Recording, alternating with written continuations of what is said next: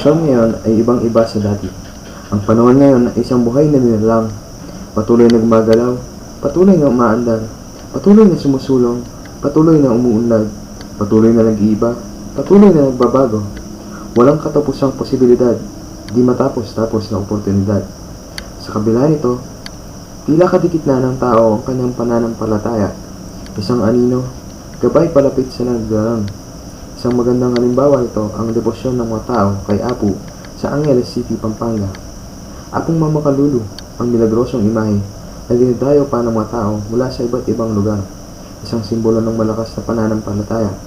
Ngunit sino nga ba si Apu?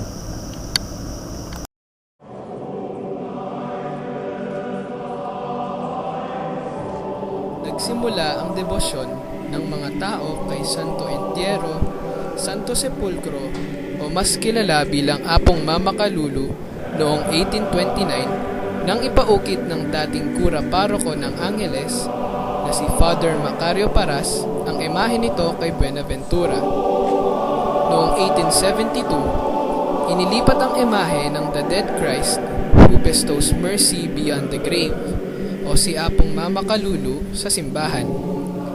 Matapos mamatay ni Father Paras, ang imahe ay nagpalipat-lipat sa mga tagapagmana ng pari noong 1876 hanggang 1904. Nagkaroon ng pagtatalo ang mga tagapagmana ni Father Paras at mga iba't ibang deboto at union noong 1905 hanggang 1929. Persahang kinuha ng mga tagapagmana ni Father Paras ang imahe noong 1928 at dinala ito sa kamalig na pagmamay-ari ni Dr. Clemente Dairit. Ipinag-utos naman ng Korte Suprema noong 1929 na ibalik sa simbahan ang imahe ni Apu. Dahil sa nangyaring pagtatalo, nagkaroon ng dalawang imahe ang Apong Mama Kalulu.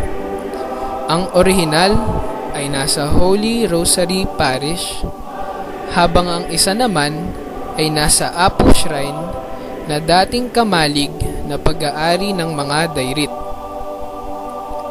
Ika-12 ng Abril 1985, ipinatigil ni Oscar Cruz, dating arsobispo ng San Fernando, ang mga misa na isinasagawa sa Apu Chapel dahil hindi ito nasa ilalim ng simbahang Katoliko.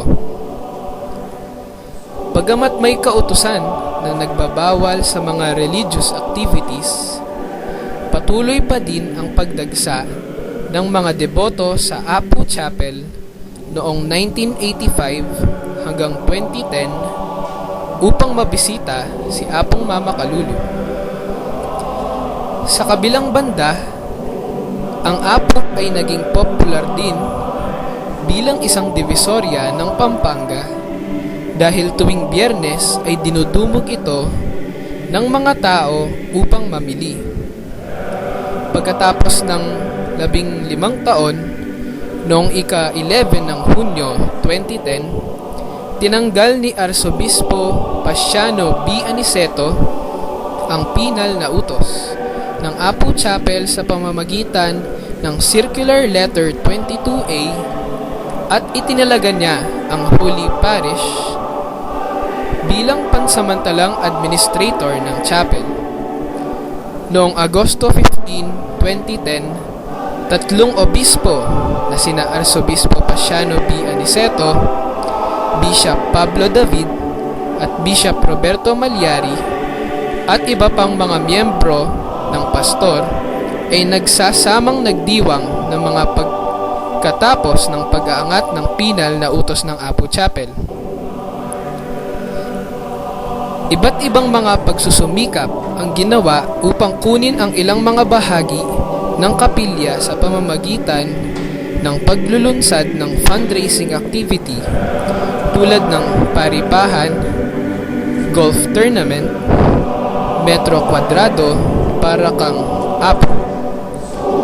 Marso 23, 2012, sa araw na ito minarkahan ang deklarasyon ng Apu Chapel sa Lourdes Sur, Angeles City, bilang ang Archdiocesan Shrine of Christ Our Lord of the Holy Sepulchre. Mayroong 14 na mga misa tuwing Biyernes upang mapaunlakan ang lumalagong bilang ng mga debotong nagmula sa Pampanga at sa iba't ibang lugar sa Pilipinas.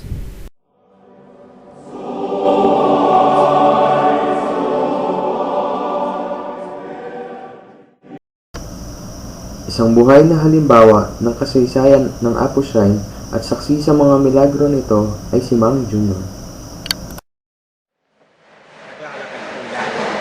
Nakikita namin pagkanto.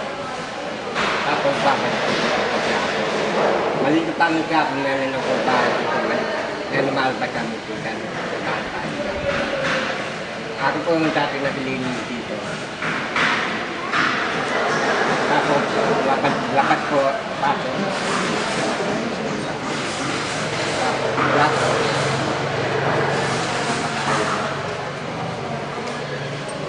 Tapos ito nagkakita ko pupunta ako sa Yapo.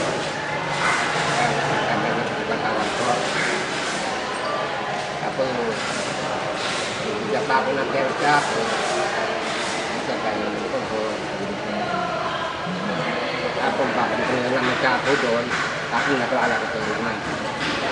Ano po?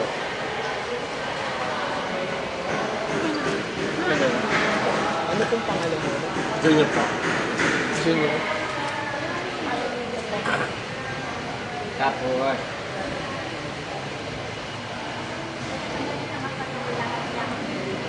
hindi ka nakaupo dito sa ako dyan o sa pagkulat. Nakikita namin. Ayun ba, wala akong hindi pa ginagawa sa ako, dito po dinadali mga patay. Hindi ka may patay dito. Tapos ako, takad sila, ako naglinis ka. Hindi kayo lapat ng pera.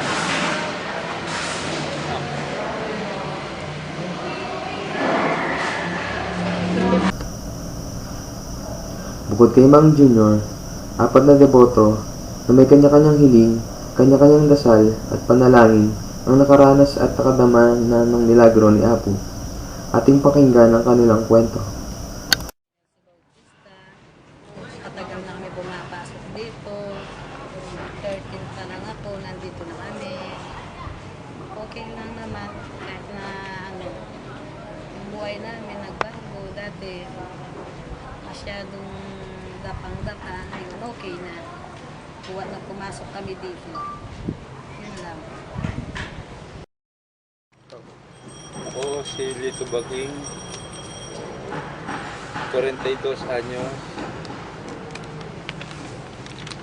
Deboto po ako ng Apo Nazareno mula pa nung ako'y 12 anyos hanggang ngayon sa kasalukuyan. Ang akin pong naging deboto para sa kanya ay yung iniingan ko po ng maging masaya ang aking pamilya ng buong taon. Natulungan ako ng Apo nung magkasakit ang aking anak. Tsaka yung pangalawang panganay ko, yung patigas ng ulo niya, sa kanya ko inihiling na maging mabait siya at masunuring anak. Yun na yun. Okay. Ako po si Loy J. Viatco, 15 years old. Ako po ay 4 years ng devotee kay Apo. 4 years na rin ako nagsiserve. Nag-start itong nagkaroon ng misa dito sa Apo Shrine. Noong chapel pa ito, noong 2010. Nag-start ako dito noong 2010 as a photographer lang. And then, noong naging shrine ito, nangailangan sila ng media, like yung sa Holy Rosary, yung parish media. Nag-apply ako dito as an AMG.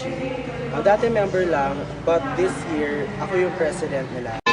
Naging deboto ako ni Apo noong nalaman ko, naririnig ko sa mga tao na itong statue ni Apo milagroso dahil dito nila nararamdaman yung presence ni Lord talaga. So start noon, lagi ako pumupunta dito every Friday. Nag-visit sa kanya, hinahawakan siya, at nagdadasal. Most naman sa mga prayers ko, tinutupad ni Lord. And sana yung yung mga problems ko, tulungan niya akong isolve yung mga yun. Siyempre, milagroso siya, and then lagi siya nagbibigay. Pinagbibigyan naman niya ako, pero dahil nagsiserve ako, sabi nga nila, kapag mas malapit ka, mas madaming challenges ang darating sa buhay. Jasmine Mulata, isa sa mga deboto dito sa Apo Shrine. Almost 2 years na ako nagsiserve dito. I'm 49 years old. Meron mga nakapagsabi na talagang naghihimala si Apo. Kung ako tatanungin sa aking experience, totoong-totoo siya. Sapagkat marami na siyang nagawang kakaiba o tulong na ginawa niya sa akin. Tutusin mo na ako sa mundo eh. Pero dahil sa pananalig ko sa kanya, actually it's calling for me. Hindi ko alam tong Apo na to. Kasi papasok pa siya, di ba? Pero nung tinawag na niya ako, siguro nagkasakit ako just because meron akong mission. Actually, nagsimula pa lang tong Apo eh. So siguro gusto niya maging party ako ng paglago at pagtulong ng Apo. So tinawag niya ako dito, nag-serve ako dito. Sa kabila na nagsisimula pa lang na mapalawak at nakipa ang Apo sa tulong ng mga taong devoted na magbigay ng isang donasyon, para magkaroon ng magandang simbahan natin. Sana bago at matapos itong gagawin natin, kung ano man itong sa pag-agent, sana maging paraan dito para mapalipot dito. Maraming milagro ang nangyayari sa buhay ng tao. Maraming himala ang nagaganap sa bawat segundo. Ito ay bunga ng maalab na pananampalataya at pananalig sa may kapal, kasabay ng pagkilos at pagtugon mismo ng tao sa dapat itong gawin. Ang pananampalataya ay kaya magligtas, kaya magpagaling, ngunit tandaan, ang pananampalatayang walang kakibat na aksyon ay huwad.